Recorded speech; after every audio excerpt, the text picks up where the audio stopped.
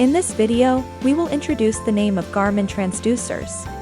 The first number shows its capabilities.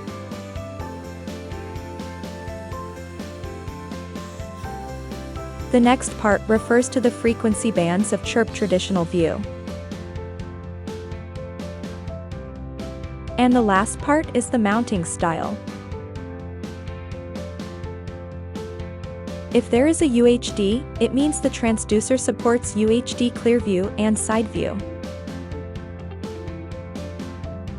Next, to learn more about transducers' capabilities and compatibility, go to our marine website and use the filter feature. For example, if you are looking for a UHD transducer, select Sonar Type, UHD Clear View and Side View. And here are the transducers with the UHD feature. There is another way to know the capabilities and compatibility of transducers. Click the link in the description below to download our transducer selection guide. From page 8, it is the transducer specification chart. You can see each transducer's specifications and supported devices. And that's the second part of choosing the right transducer. We will introduce transducer mounting styles in the next video. Thanks for watching.